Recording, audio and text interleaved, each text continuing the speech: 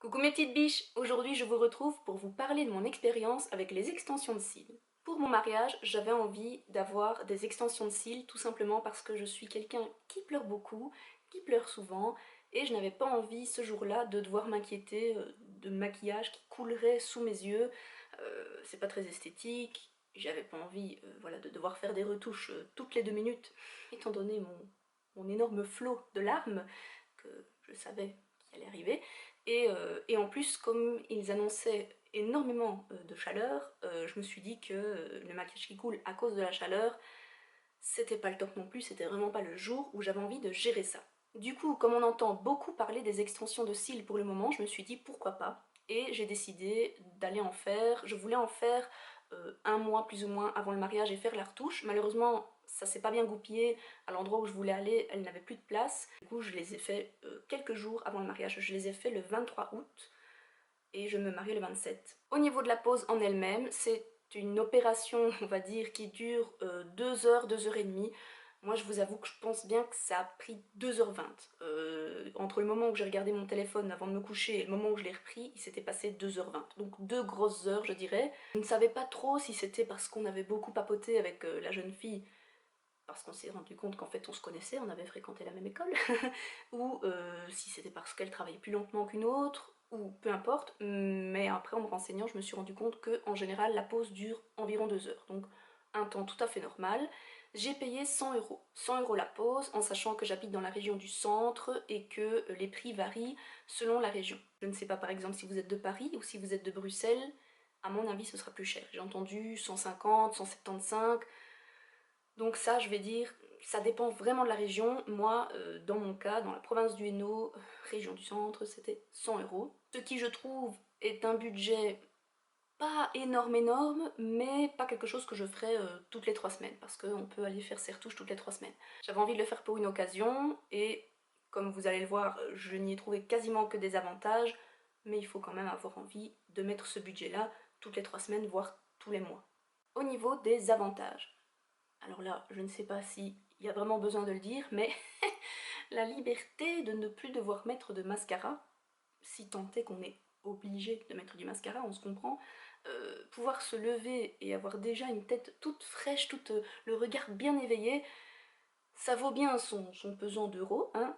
Je vous avoue que les premiers jours, on va dire les 15 premiers jours, j'avais vraiment the regard de biche. D'ailleurs, si vous regardez la vidéo du voyage de noces que je vous mettrai ici en haut, j'avais vraiment les cils de poupée. Quand je me suis relevée de la table, franchement j'étais choquée parce que à la base j'ai pas les cils ni courts, ni spécialement clairs, ni rien du tout, mais se voir avec vraiment une frange de cils, c'est surtout la courbure qui était très intense, c'est mouse costaud, hein. Enfin perso, le lendemain, je m'y étais déjà habituée, c'est vrai que c'est parce que c'est un changement assez radical, mais on s'habitue assez vite à se voir avec cette magnifique frange de cils. Et aujourd'hui, nous sommes le 29 septembre, nous sommes donc à J plus 36, et je vais m'approcher un tout petit peu. Je n'ai rien du tout sur les yeux.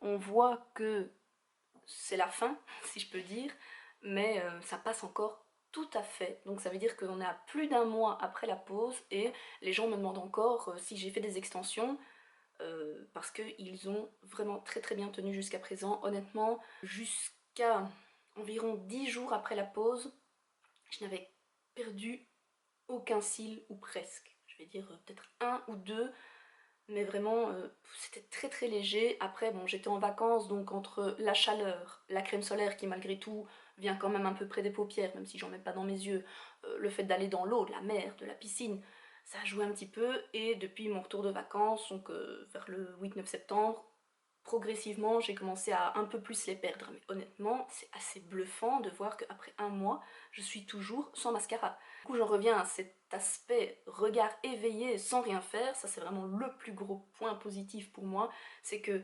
mariage, aucun souci de make-up, hein, rien, évidemment rien n'a bougé.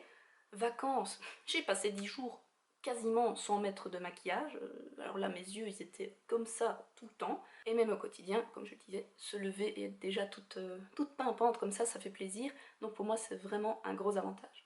J'ai fait mes petits devoirs parce que je voulais en savoir un peu plus, parce qu'au final je m'étais pas spécialement renseignée sur la matière et sur la manière de faire de mon esthéticienne, et donc je lui ai demandé, et elle, ce qu'elle pratique, c'est le volume russe. Je lui avais demandé de ne pas me le faire trop fort, parce qu'il y a vraiment des volumes russes qui sont hyper chargés sur, comment dire, sur l'extérieur de l'œil, et ça je trouvais que ça faisait pas naturel, donc je lui avais demandé quand même quelque chose de naturel. Je vous mettrai en barre d'infos le lien de l'article dans lequel je mettrai la photo avant-après que la jeune fille a prise, et c'est assez bluffant, mais sans faire non plus fossile de drag queen. Voilà, moi, je lui avais dit ça, je lui avais dit je ne veux pas ressembler à une drag queen, avec tout le respect que j'ai pour les drag queens.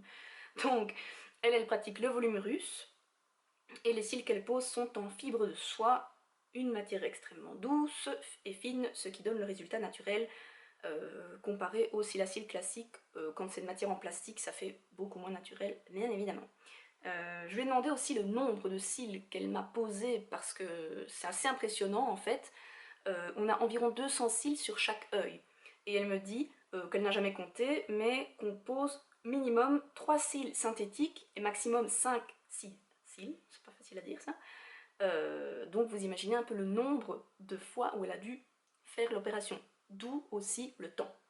Voilà, donc ça c'était pour les petites infos pratiques. Je vous mettrai également le site internet de mon esthéticienne en barre d'infos. On ne sait jamais que vous êtes de la région, je vous la recommande, elle est très gentille et elle a fait ça très bien. Quelques recommandations que je peux vous donner, c'est de bien entretenir vos extensions de cils, c'est-à-dire les 48 premières heures, ne pas mettre la tête sous l'eau, ne pas évidemment aller faire de sauna ou toute activité qui impliquerait de suer ou voilà, d'aller à la piscine, n'importe quoi, mais qui pourrait faire que la colle se dissout, parce qu'il faut 48 heures pour que ça se fige réellement, on va dire. Moi en tout cas, je ne sais pas ce qu'elle utilise comme colle, comme marque, mais ça tient du tonnerre, parce que franchement, je suis vraiment impressionnée par la tenue. Si vous utilisez des démaquillants du style biphasé, huile, beurre, vous éliminez de suite. Ça a été difficile pour moi, étant donné que je suis une grande adepte du beurre démaquillant de The Body Shop. Et du coup, comme c'était juste avant de partir en vacances, je me suis acheté tout simplement une eau micellaire. J'ai pris celle de Garnier pour peau sensible. Je n'ai eu aucun problème d'irritation, pas de problème. Franchement, je suis pas spécialement adepte de cette marque, mais je l'ai prise parce que j'aimais bien la bouteille. Et n'importe quelle eau micellaire fera l'affaire. Oui, une eau démaquillante, mais pas de biphasé, pas de corps gras en fait. C'est pour ça qu'il faut aussi éviter de mettre du mascara, même si vous avez des trous dans vos extensions. Il vaut mieux aller faire une retouche que de mettre du mascara, parce que sinon, ça va dissoudre la colle. Pour l'entretien des cils, mon esthéticienne m'a donné ce petit goupillon. C'est comme un goupillon de mascara propre. Donc si vous en avez à la maison, il vous suffit de bien le nettoyer avec du savon et de l'eau, hein, pour que ce soit vraiment bien propre et ne pas aller mettre des bactéries dans vos yeux. Et en fait, tous les jours, matin ou soir, moi je le fais après la douche, pour rediscipliner mes cils, vous brossez les cils pour enlever les éventuels nœuds, tout est relatif, hein, mais parfois ils s'entremêlent un peu, par exemple après la douche quand ils ont été mouillés, parce qu'après oui vous pouvez les mouiller, absolument aucun souci, et donc ça les rediscipline en les brossant, et puis ça enlève éventuellement les petites traces de maquillage si vous vous maquillez quand même les paupières.